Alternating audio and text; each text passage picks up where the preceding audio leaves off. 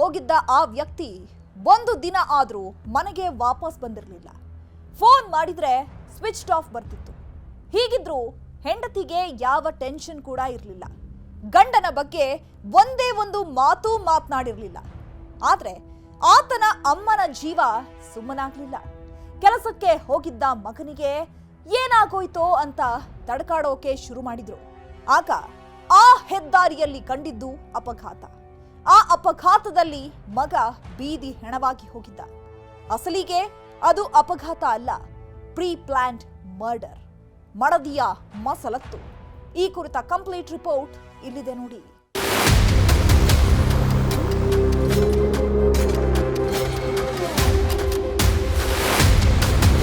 ನಮ್ಮ ಅಣ್ಣನ್ನೇ ಸಾಯಿಸಿರೋಳು, ಅವಳು ನಮ್ಮ ಅಣ್ಣನ ಮಗಳನ್ನ ಬಿಡ್ತಾಳೆ ಅಂತ ಗ್ಯಾರಂಟಿ ಇಲ್ಲ. ಅದು ಇನ್ನೊಂದು ಮಗು ಇರೋದು ಡೌಟ್ ಇದೆ ಸರ್. ನಮ್ಮ ಅಣ್ಣಗೆ ಹುಟ್ಟಿರೋದಲ್ಲ. ನಮ್ಮ ಅಣ್ಣನೇ ಒಂದು ದಿವಸ ನನಗೆ ಹೇಳಿದ್ದ, ಖುದ್ದಾಗಿ ಹೇಳಿದ್ದ.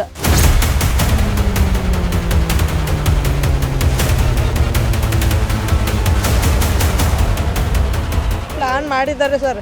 ಅವತ್ತು ತಪ್ಪಿದ್ರು ಇನ್ನೊಂದು ದಿವಸ ಬಿಡ್ತಾ ಇರಲಿಲ್ಲ ಅವರು. ಆಟೋ ಚಕ್ರ ಎಲ್ಲ ಅವ್ನ ತಲೆ ಹತ್ರ ಹೋಗಿತ್ತು, ಮತ್ತು ಮುಖ ಎಲ್ಲ ಕೆಚ್ಚಿತ್ತು. ಅವ್ನ ಮುಖ ನಾನು ವಿಜಯನಗರದಿಂದ ಬಂದಡ್ಕೆ ನಾನು ಹೇಳಿದ್ದೆ ಇದು.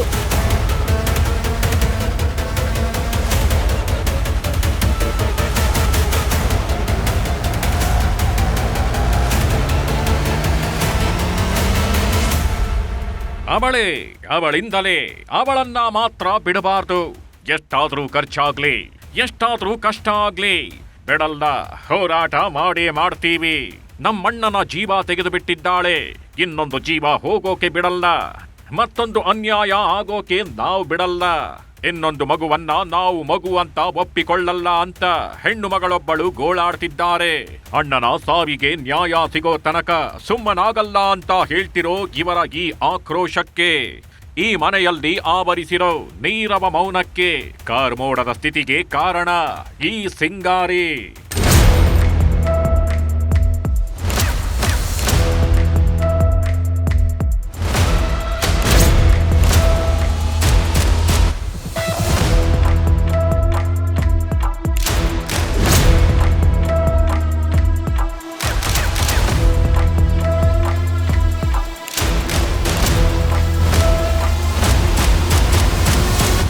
ಕೈಯಲ್ಲಿ ಕಪ್ಪು ಬಣ್ಣದ ಬ್ಯಾಂಗಲ್ಸ್, ಸೀರೆಗೆ ತಕ್ಕಂತಹ ಮ್ಯಾಚಿಂಗ್ ಜ್ಯುವೆಲ್ಸ್, ಮುಖದಲ್ಲಿ ಫುಲ್ ಸ್ಮೈಲು. ಈ ನಗುವಿನ ಬ್ಯಾಂಗಲ್ ಸುಂದರಿಯ ವಿರುದ್ಧವೇ ಇಲ್ಲೊಂದು ಕುಟುಂಬ ಹಿಡಿ ಶಾಪ ಹಾಕ್ತಿರೋದು. ಇವಳ ಮೇಲೆಯೇ ಸಾಲು ಸಾಲು ಆರೋಪಗಳನ್ನ ಮಾಡ್ತಿರೋದು. ಈಕೆಯ ಹೆಸರು ಭವ್ಯ. ಹಾಸನ ತಾಲೂಕಿನ ಹೂವಿನಹಳ್ಳಿ ಗ್ರಾಮದ ನಿವಾಸಿ. 32 ವರ್ಷ ವಯಸ್ಸಿನಾಗಿ ಭವ್ಯ ಮನೆಯಲ್ಲಿ ಆರಾಮಾಗಿರೋದ್ ಬಿಟ್ಟು ಈಗ ಯಾವ ಅವತಾರದಲ್ಲಿದ್ದಾಳೆ ನೋಡಿ.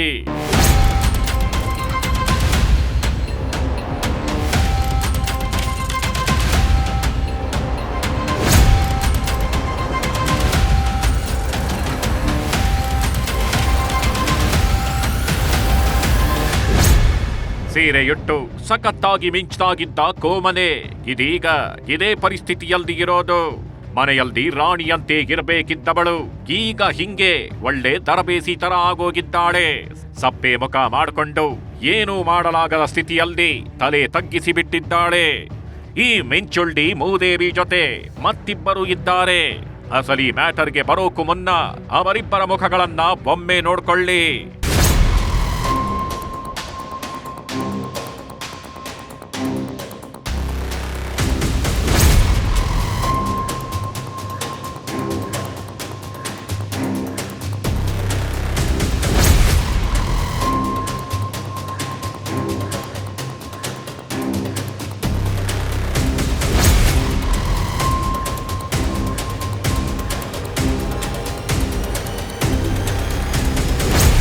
ಇವನು ಮೋಹನ್, ವಯಸ್ಸು 30 ವರ್ಷ. ಹಾಸನ ಜಿಲ್ಲೆಯ ಹಾಲೂರು ತಾಲೂಕು ಮೂಲದ ಮಿಕ. ಸ್ಕೂಲ್ ಬಸ್ ಡ್ರೈವರ್ ಆಗಿ ಕೆಲಸ ಮಾಡ್ತಿದ್ದಾಗಿ ಮೋಹನ್ ಏನು ಸುಮ್ಮನೆ ಅಲ್ಲ ಕಣ್ರಿ. 2 ಮದುವೆ ಆಗಿರೋ ಭೂಪ. ಒಂದು ಮದುವೆ ಆಗಿ ಆ ಮದುವೆ ಡಿವೋರ್ಸ್ ಆಗಿ ಕಳೆದ 2.5 ತಿಂಗಳ ಹಿಂದೆ ಇನ್ನೊಂದು ಮದುವೆ ಕೂಡ ಆಗಿ ಸಂಸಾರ ಶುರು ಮಾಡ್ಬಿಟ್ಟಿದ್ದ. 2 ಮದುವೆ ಆಗಿದ್ದವನು ತೆಪ್ಪಗೆ ಡ್ರೈವಿಂಗ್ ಕೆಲಸ ಮಾಡ್ಕೊಂಡಿರೋದ್ ಬಿಟ್ಟು ಮಾಡಬಾರದನ್ನ ಮಾಡೋಕ್ ಹೋಗಿ ಭವ್ಯಾಳ ಜೊತೆ ತಗ್ಲಾಕೊಂಡಿದ್ದಾನೆ. ಈ ಮದನ ಮೋಹನ ಹಾಗೂ ಭವ್ಯಾಳಿಗೆ ಸಪೋರ್ಟ್ ಮಾಡಿದ ತಪ್ಪಿಗೆ ಭವ್ಯಾಳ ತಾಯಿ ಜಯಂತಿಯು ವಯಸ್ಸಲ್ಲದ ವಯಸ್ಸಲ್ಲಿ ಜೈಲು ಸೇರಿದ್ದಾಳೆ.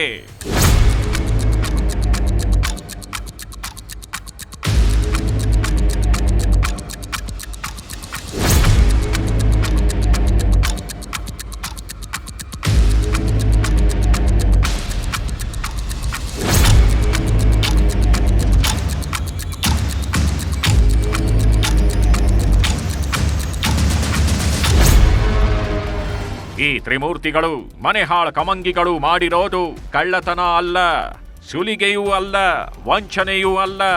ಬದಲಿಗೆ ಹಾಸನ ಜಿಲ್ಲೆಗೆ ಬೆಚ್ಚಿ ಬೀಳುವಂತಹ ಕೊಲೆ. ಮನೆಗೆ ಆಧಾರ ಸ್ತಂಭದಂತಿದ್ದ ಯಜಮಾನನ ಕಗ್ಗೊಲೆ. ಮಾಡೋದೆಲ್ಲ ಮಾಡಿ ತಮಗೇನೂ ಗೊತ್ತೇ ಇಲ್ಲದಂತೆ ಗಿದ್ದು ಬಿಟ್ಟಿದ್ವು ಈ ಕ್ರಿಮಿಗಳು.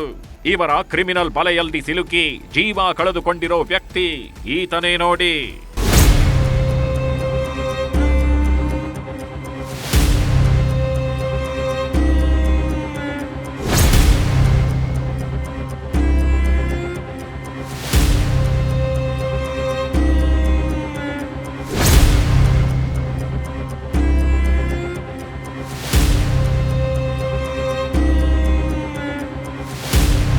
ಮದುವೆ ಮನೆಯಲ್ಲಿ ಸಖತ್ತಾಗಿ ಮಿಂಚಿದ್ದ ಈತನೇ ನೋಡಿ ಮೂವರ ಮಸಲತ್ತಿಗೆ ಬಲಿಯಾಗಿ ಹೋಗಿರೋದು. ಈತನೇ ಅನ್ಯಾಯವಾಗಿ ಕೊಲೆಯಾಗಿ ಹೋಗಿರೋದು. ಈತನ ಹೆಸರು ಮಧು, 36 ವರ್ಷ ವಯಸ್ಸು. ಈ ಮಧು ಕೂಡ ಹಾಸನ ಜಿಲ್ಲೆ ತಾಲೂಕಿನ ಹೂವಿನಹಳ್ಳಿ ಗ್ರಾಮದ ನಿವಾಸಿ. ಇರೋಕೆ ಮನೆ, ಅಲ್ಪ ಸ್ವಲ್ಪ ಜಮೀನು, ಕೈಯಲ್ಲಿ ಗಾರೆ ಕೆಲಸ ಆಗಿತ್ತು. ಹೀಗೆ ಲೈಫಲ್ಲಿ ಜಿಂಗಾಲಾಲ ಅಂದುಕೊಂಡಿದ್ದವನ ಲೈಫಲ್ಲಿ ಎಂಟ್ರಿ ಕೊಟ್ಟಿದ್ದು ಬೇರಾರು ಅಲ್ಲ, ಸೀರೆಯುಟ್ಟ ಈ ಭವ್ಯ ಬಂಗಾರಿ.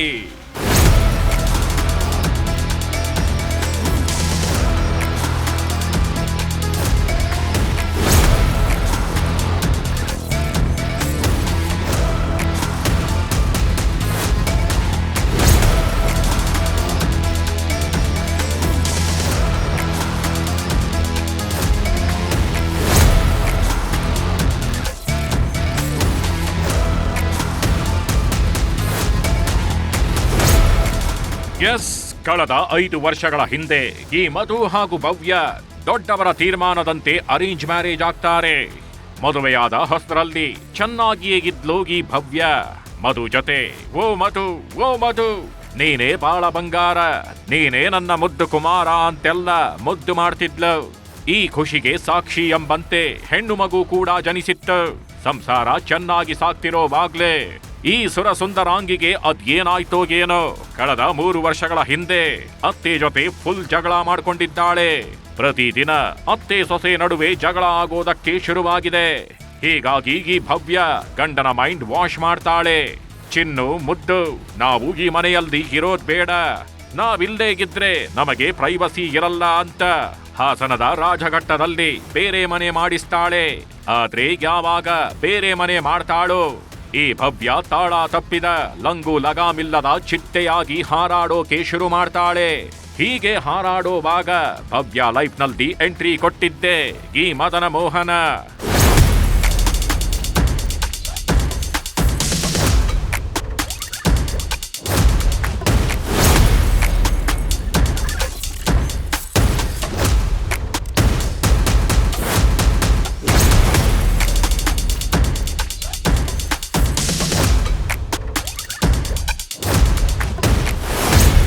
ಈ ಮೋಹನ್ ಹಾಗೂ ಮಧು ಸ್ನೇಹಿತರು. ಆಟೋ ಓಡಿಸೋ ವಿಷಯಕ್ಕೆ ಮೋಹನ್ನನ್ನ ಈ ಮಧು ಮನೆಗೆ ಕರ್ಕೊಂಡು ಬಂದಿದ್ದ. ಈ ವೇಳೆ ಸ್ನೇಹಿತ ಮೋಹನ್ಗೆ ತನ್ನ ಹೆಂಡತಿ ಭವ್ಯಾಳನ್ನ ಪರಿಚಯ ಮಾಡಿಕೊಡ್ತಾನೆ. ಆ ಸಣ್ಣ ಪರಿಚಯ ಎಲ್ಲಿ ತನಕ ಹೋಗುತ್ತೆ ಅಂದ್ರೆ ಭವ್ಯ ತನ್ನ ಗಂಡನ ಸ್ನೇಹಿತ ಮೋಹನ್ ಜೊತೆಯೇ ಕುಚಿ ನಡೆಸೋ ತನಕ ಹೋಗ್ಬಿಡತ್ತೆ. ಏನು ಅಕ್ಯೂಸ್ಡ್ ಇದ್ದಾರೋ ಅವ್ರ ವಿಕ್ಟಿಮ್ ಜೊತೆಗೆ ಕೆಲವೊಂದು ವರ್ಷದಿಂದ ಬೇರೆ ಕಡೆ ಹಾಸನ ವಾಸ ಮಾಡುವಾಗ ಅವರು ಆಟೋವನ್ನು ಬಳಸ್ಕೊಂಡಿರ್ತಾರೆ, ಬಾಡಿಗೆ ತಗೊಂಡಿರ್ತಾರೆ ಸ್ವಂತ ಕೆಲಸಕ್ಕೋಸ್ಕರ. ಆ ಸಮಯದಲ್ಲಿ ಅಕ್ಯೂಸ್ಡ್ ಮತ್ತು ವಿಕ್ಟಿಮ್ಗೆ ಪರಿಚಯ ಆಗಿರ್ತದೆ. ಆ ಪರಿಚಯನೂ ಸಹ ಅವ್ರ ಫ್ಯಾಮ್ಲಿಯೂ ಸಹ ಪರಿಚಯ ಮಾಡಿಕೊಂಡಿರ್ತಾರೆ. ಅದರಿಂದ ಈ ಸಂಬಂಧ ಮುಂದುವರಿಸಿರ್ತದೆ. ಗಾರೆ ಕೆಲಸ ಮಾಡ್ತಿದ್ರು ಈ ಮಧು ಸುಂದರಿ ಭವ್ಯಾಳಿಗೆ ಏನೇನೂ ಕಡಿಮೆ ಮಾಡಿರ್ಲಿಲ್ಲ, ಏನೇನೂ ತೊಂದರೆ ಕೊಟ್ಟಿರ್ಲಿಲ್ಲ.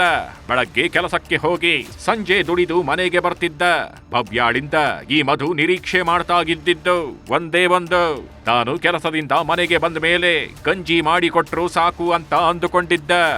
ಆದ್ರೆ ಈ ಭವ್ಯ ಬೇರೆ ಕೆಲಸದಲ್ಲಿ ಬ್ಯುಸಿ ಆಗ್ಬಿಟ್ಟಿದ್ಲು. ಗಂಡನ ಮುಂದೆ ಸತಿ ಸಾವಿತ್ರಿಯಂತೆ ಕಾಣಿಸಿಕೊಂಡು ಗಂಡ ಕೆಲಸಕ್ಕೆ ಹೋಗ್ತಿದ್ದಂತೆ ಮನೆಗೆ ಮೋಹನ್ನನ್ನ ಕರೀತಿದ್ಲು. ಸದ್ದೇ ಬಾರದಂತೆ ಹಾಸಿಗೆ ಹಾಸ್ತಿದ್ಲು. ನಮ್ಮ ಅಣ್ಣನ ಸಂಸಾರ ಸರ್ ನನಗೆ ಮೊದಲಿಂದ ಡೌಟ್ ಇತ್ತು, ಸರಿ ಇಲ್ಲ ಅಂತ ನಾನು ಹೇಳಿದ್ದೆ, ಎಲ್ಲರಿಗೂ ಹೇಳಿದ್ದೆ. ನನ್ನ ಮಾತು ಯಾರೂ ಕೇಳ್ತಾ ಇರಲಿಲ್ಲ. ಅವನ ಮೇಲೆ ನನಗೆ ಡೌಟ್ ಫಸ್ಟಿಂದನೂ ಇತ್ತು ಸರ್. ನಾನು ಪದೇ ಪದೇ ಬರೋನು, ಅವಳ ಜೊತೆ ಒಡ್ಡಾಡೋದು. ನಾನು ತುಂಬ ಸಲ ನಾನು ವಿಜಯನಗರದಲ್ಲಿರೋದು, ಒಡ್ಡಾಡೋದೆಲ್ಲ ನಾನು ನೋಡಿದ್ದೀನಿ. ಅವರಿಬ್ಬರು ಒಡ್ಡಾಡೋದು, ಹೊರಗಡೆ ಎಲ್ಲ ಒಡ್ಡಾಡೋದೆಲ್ಲ ನೋಡಿದ್ದೆ. ನಾನು ಎಲ್ಲ ಅಮ್ಮಗೆಲ್ಲ ಹೇಳಿದೆ, ಅಮ್ಮ ಅವ್ನ ಮನೆಗೆ ಕೂಡಬೇಡ, ಅವ್ನು ಸರಿ ಇಲ್ಲ, ಈ ಥರ ನಡೀತಾ ಐತೆ ಇವ್ರ ಸಂಸಾರದಲ್ಲಿ ಅಂತ ಹೇಳಿದೆ. ನನ್ನ ಮಾತಿಗೆ ಯಾರಿಗೂ ತಲೆ ಕೆಡಿಸ್ಕೊಂಡಿಲ್ಲ ಸರ್. ಗಂಡ ಕೆಲಸಕ್ಕೆ ಹೋಗ್ತಿದ್ದಂತೆ ಈ ಭವ್ಯ ಮೋಹನ್ ಜೊತೆ ಆಟೋ ಹತ್ತಿ ಊರೆಲ್ಲ ಸುತ್ತಾಡ್ತಿದ್ಲು. ಗಂಡ ಹೆಂಡತಿ ರೀತಿ ಹೊರಗಡೆ ಕಾಣಿಸ್ಕೊಳ್ತಿದ್ರು. ಇಷ್ಟೇ ಅಲ್ಲ, ಈ ಭವ್ಯ ಎಂತಹ ಚಾಲಾಕಿ ಅಂದ್ರೆ ಸ್ಕೂಲಿಗೆ ಮಗಳನ್ನ ಕರೆದುಕೊಂಡು ಬರೋಕೆ ಹೋದಾಗ ಮೋಹನ್ನನ್ನೇ ತನ್ನ ಗಂಡ ಅಂತ ಹೇಳ್ಕೊಳ್ತಿದ್ಲು. ಯಾರಿಗೂ ಡೌಟ್ ಬರಬಾರದು ಅಂತ ಇವನೇ ನನ್ನ ಗಂಡ ಅಂತಲೂ ಬಿಂಬಿಸ್ತಿದ್ಲು. ಪ್ರಿನ್ಸಿಪಲ್ ಅಂದರು, ನಿಮ್ಮ ಅಣ್ಣನ ಹೆಸ್ರೇನು ಅಂದರು. ಮಧುವರು, ಟೈಮ್ ಸ್ಕೂಲ್ ಡ್ರೈವರ್ ಅಲ್ವಾ ನಿಮ್ಮ ಅಣ್ಣ ಅಂದರು. ಅಲ್ಲ ಮ್ಯಾಮ್, ನಮ್ಮ ಅಣ್ಣ ಟೈಮ್ ಸ್ಕೂಲ್ ಡ್ರೈವರ್ ಅಲ್ಲ, ಗಾರೆ ಕೆಲಸ ಮಾಡ್ತಾರೆ ಅಂತ ನಾನು ಅಂದೆ.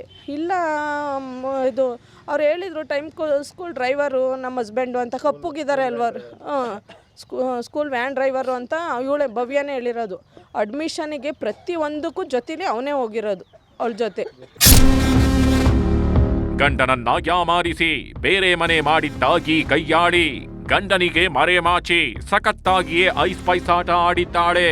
ಆಟೋ ಓಡಿಸೋಕೆ ಅಂತ ಬಂದಿದ್ದ ಚಾಲಕನ ಜೊತೆಯಲ್ಲೇ ಗುಟ್ಟಾಗಿ ಮತ್ತೊಂದು ಸಂಸಾರ ಶುರು ಮಾಡ್ಕೊಂಡ್ಬಿಟ್ಟಿದ್ದಾಳೆ. ಆದ್ರೆ ಎಷ್ಟು ದಿನ ಅಂತ ಕದ್ದು ಮುಚ್ಚಿ ಕಳ್ಳಾಟ ಆಡೋಕಾಗತ್ತೆ ಹೇಳಿ? ಒಂದಲ್ದ ಒಂದು ದಿನ ಅಸಲಿಯತ್ತು ಗೊತ್ತಾಗತ್ತೆ. ಇಲ್ಲಿ ಗಾರೆ ಕೆಲಸಕ್ಕೆ ಹೋಗ್ತಿದ್ದಾಗಿ ಮಧುಗೆ ಹೆಂಡತಿ ಮೇಲೆ ಡೌಟ್ ಬಂದಿದೆ. ಇವಳು ದಾರಿ ತಪ್ಪಿದ್ದಾಳೆ, ಇವಳನ್ನ ಹಿಂಗೆ ಬಿಟ್ರೆ ನನ್ನ ಮಾನ ಮರ್ಯಾದೆ ಎಲ್ಲವನ್ನ ಕಳೆದು ಬಿಡ್ತಾಳೆ ಅಂತ ಮತ್ತೆ ಸ್ವಗ್ರಾಮವಾದ ಹೂವಿನ ಹಳ್ಳಿಗೆ ಕರೆದುಕೊಂಡು ಬಂದಿದ್ದಾನೆ. ಅಮ್ಮನ ಮನೆ ಪಕ್ಕದಲ್ಲಿ ಬೇರೆ ಮನೆ ಮಾಡಿ ಹೆಂಡತಿಯನ್ನಾಗಿಟ್ಟಿದ್ದಾನೆ. ಆದರೆ ಬೇರೆ ಮನೆ ಮಾಡಿದ್ರು ಈ ಮನೆ ಹಾಳ ಭೂದೇವಿ ಸುಮ್ಮನೆ ಇರಲಿಲ್ಲ. ಮತ್ತೆ ಮೋಹನ್ ಜೊತೆ ಓಡಾಡೋಕೆ ಶುರು ಮಾಡ್ತಾಳೆ. ಕೊನೆಗೆ ತಮ್ಮ ಅಕ್ರಮ ಸಂಬಂಧಕ್ಕೆ ಅಡ್ಡಿಯಾಗ್ತಿರೋ ಗಂಡನನ್ನೇ ಮುಗಿಸೋಕೆ ಡಿಸೈಡ್ ಆಗ್ತಾಳೆ.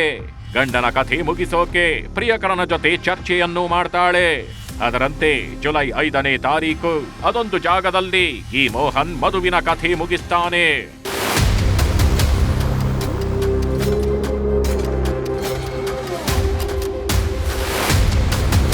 ನಮ್ಮ ಅಣ್ಣನ್ನೇ ಸಾಯಿಸಿರೋಳು, ಅವಳು ನಮ್ಮ ಅಣ್ಣನ ಮಗಳನ್ನ ಬಿಡ್ತಾಳೆ ಅಂತ ಗ್ಯಾರಂಟಿ ಇಲ್ಲ.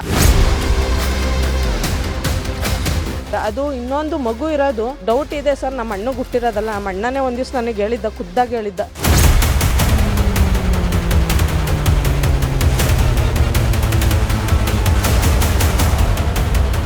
ಪ್ಲಾನ್ ಮಾಡಿದ್ದಾರೆ ಸರ್. ಅವತ್ತು ತಪ್ಪಿದ್ರು ಇನ್ನೊಂದು ದಿವಸ ಬಿಡ್ತಾ ಇರಲಿಲ್ಲ ಅವರು. ಆಟೋ ಚಕ್ರ ಎಲ್ಲ ಅವ್ನ ತಲೆ ಹತ್ರ ಹೋಗಿತ್ತು, ಮತ್ತು ಮುಖ ಎಲ್ಲ ಕೆಚ್ಚಿತ್ತು. ಅವ್ನ ಮುಖ ನಾನು ವಿಜಯನಗರದಿಂದ ಬಂದಡ್ಕೆ ನಾನು ಹೇಳಿದ್ದೆ ಇದು.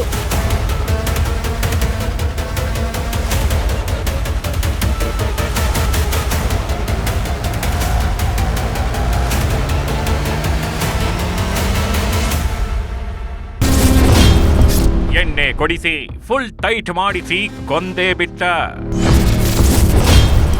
ಘಟನಾ ಸ್ಥಳದಲ್ಲಿದ್ದ ಚಕ್ರದ ಮಾರ್ಕ್ ನೀಡಿತ್ತು ಹತ್ಯೆ ಸುಳಿವು.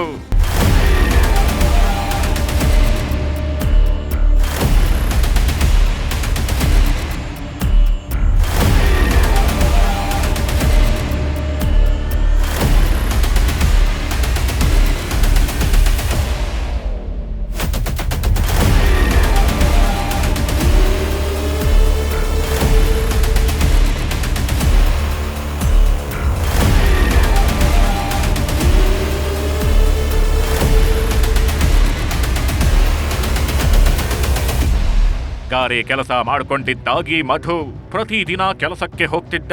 ಸಂಜೆ ಆಗ್ತಿದ್ದಂತೆ ಮೈ ಕೈ ನೋವು ಅಂತ ಕಿಕ್ಕೇರಿಸಿಕೊಳ್ತಿದ್ದ. ಪ್ರತಿದಿನ ಬಾರ್ಗೆ ಹೋಗಿ ಸಹಿ ಹಾಕಿ ಮನೆಗೆ ಬರ್ತಿದ್ದ.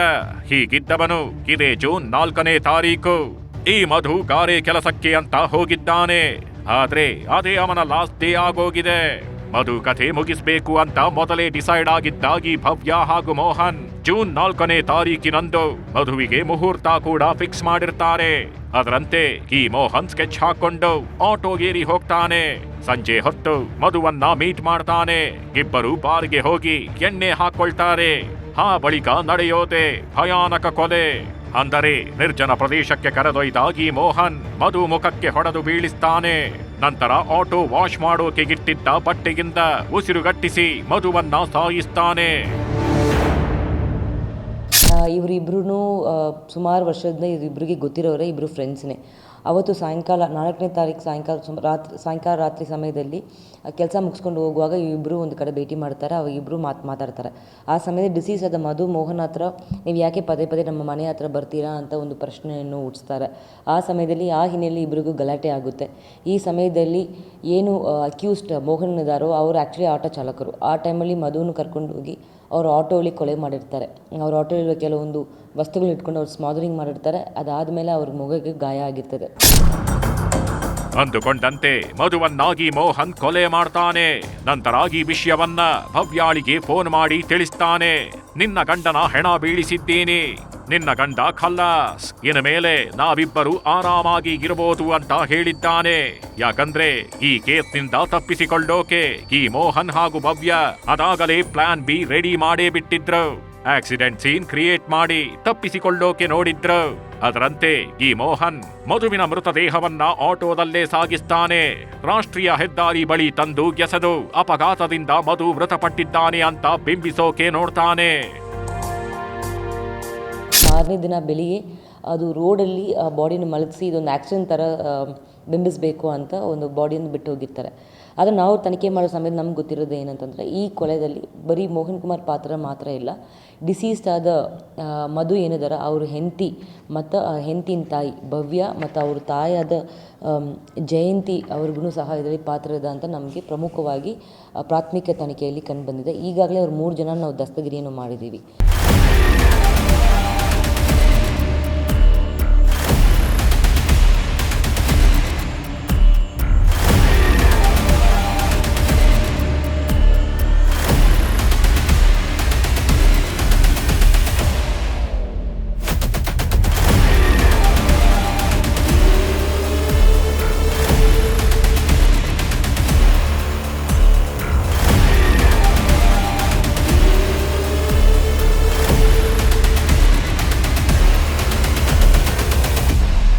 ಕೊಲೆ ವಿಷಯ ಭವ್ಯಾಳಿಗೆ ಗೊತ್ತಿರುತ್ತೆ. ಇಷ್ಟೇ ಅಲ್ಲ, ಭವ್ಯ ಅಮ್ಮಳಿಗೂ ತಿಳಿದಿರುತ್ತೆ. ಈಗಿಬ್ಬರೂ ಸಹ ಕೊಲೆ ವಿಷಯವನ್ನ ಯಾರಿಗೂ ಹೇಳದೆ ತಮ್ಮ ಪಾಡಿಗೆ ತಾವಿದ್ದು ಬಿಡ್ತಾರೆ. ತಮಗೆ ಏನೂ ಗೊತ್ತೇ ಇಲ್ಲ ಎಂಬಂತೆ ಡ್ರಾಮಾ ಮಾಡ್ತಾರೆ. ಮತ್ತೊಂದು ಕಡೆ ಮಧು ಕುಟುಂಬಸ್ಥರಿಗೆ ಮಧು ಕಾಣಿಸ್ತಿಲ್ಲ ಅನ್ನೋದು ಗೊತ್ತಾಗುತ್ತೆ. ಹೀಗಾಗಿ ಮಧುವನ್ನ ಹುಡುಕೊಂಡು ಬರ್ತಾರೆ.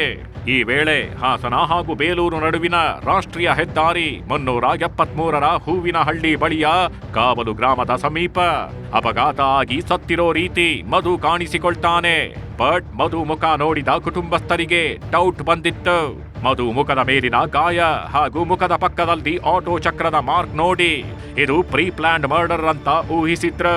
ನಂತರ ಮಧುವಿನ ತಾಯಿ ಹಾಸನ ಗ್ರಾಮಾಂತರ ಠಾಣೆಯಲ್ಲಿ ದೂರು ನೀಡಿದ್ರು.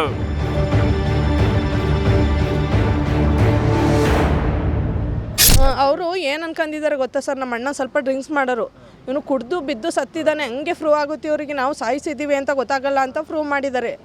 ನನಗೆ ಸರ್ ನನಗೆ ಫಸ್ಟಿಂದ ಅವನ ಮೇಲೆ ಡೌಟ್ ಇತ್ತು. ಅವನ ಮೇಲೂ ಇತ್ತು, ಅವಳ ಮೇಲೂ ಇತ್ತಲ್ಲ. ಆಟೋ ಚಕ್ರ ಎಲ್ಲ ಅವ್ನ ತಲೆ ಹತ್ರ ಹೋಗಿತ್ತು, ಮತ್ತು ಮುಖ ಎಲ್ಲ ಕೆಚ್ಚಿತ್ತು. ಅವ್ನ ಮುಖ ನಾನು ವಿಜಯನಗರದಿಂದ ಬಂದಡ್ಕೆ ನಾನು ಹೇಳಿದ್ದೆ, ಇದು ಇಡೀ ಊರು ಜನ ಕೇಳಿ, ಇದು ನಮ್ಮ ಅಣ್ಣ ಸತ್ತಿರೋದಲ್ಲ, ಇವನು ಸಾಯಿಸಿರೋದು, ಇಲ್ಲ ಎಲ್ಲ ಕ್ರಮ ತಗೊಳ್ಳೇಬೇಕು, ಎಷ್ಟರ ಖರ್ಚಾಗಲಿ. ಅನುಮಾನಾಸ್ಪದ ಪ್ರಕರಣ ದಾಖಲಿಸಿಕೊಂಡು ತನಿಖೆ ನಡೆಸಿದ ಹಾಸನ ಗ್ರಾಮಾಂತರ ಠಾಣೆ ಪೊಲೀಸರು ಭವ್ಯ ಹಾಗೂ ಮೋಹನ್ನನ್ನ ವಶಕ್ಕೆ ಪಡೆದು ವಿಚಾರಣೆ ನಡೆಸಿದ್ದಾರೆ. ಈ ವೇಳೆ ಏನೇನಾಯ್ತು, ಹೇಗೆಲ್ಲ ಕೊಲೆ ಮಾಡಿದ್ವಿ, ಕೊಲೆ ಬಳಿಕ ಆಕ್ಸಿಡೆಂಟ್ ಸೀನ್ ಅನ್ನ ಕ್ರಿಯೇಟ್ ಮಾಡಿದ್ದು ಹೇಗೆ ಅಂತ ಬಾಯ್ಬಿಟ್ಟಿದ್ದಾರೆ. ಭವ್ಯ ಮೋಹನ್ ಹಾಗೂ ಭವ್ಯ ತಾಯಿಯನ್ನ ಪೊಲೀಸರು ಬಂಧಿಸಿದ್ದಾರೆ.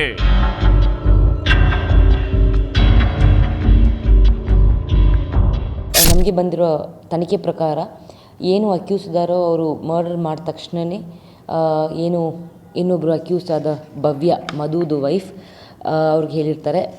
ಭವ್ಯನೂ ಸಹ ಈ ಮಾಹಿತಿ ಇರ್ತದೆ. ಮತ್ತು ಅವರು ಭವ್ಯದ ಅಮ್ಮನಾದ ಜಯಂತಿ ಯಾರಿರ್ತಾರೆ ಅವ್ರಿಗೂ ಸಹ ಕೊಲೆ ಮಾಡಿರೋ ಬಗ್ಗೆ ಮಾಹಿತಿ ಇರ್ತದೆ. ಬಟ್ ಆದರೆ 3 ಜನರು ಸಹ ಇದನ್ನು ಕೊಲೆಯನ್ನು ಮುಚ್ಚಕ್ಕೆ ಅವರು ಪ್ರಯತ್ನ ಪಟ್ಟಿರ್ತಾರೆ.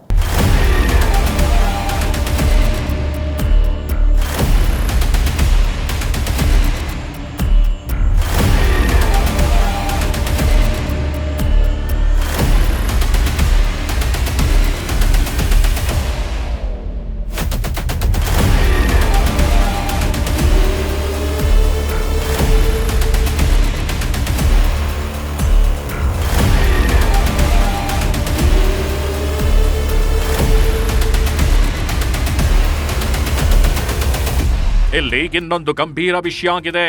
ಈ ಮೂದೇವಿ ಭವ್ಯ ಇತ್ತೀಚೆಗೆ ಒಂದು ಗಂಡು ಮಗುವಿಗೆ ಜನ್ಮ ನೀಡಿದ್ದಾಳೆ.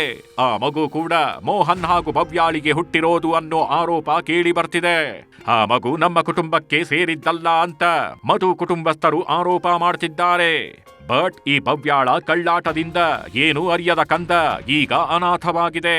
ಪ್ರಪಂಚದ ಜ್ಞಾನವೇ ಇಲ್ಲದ ತಪ್ಪೇ ಮಾಡದ ಮಗು ಒಂಟಿಯಾಗಿದೆ.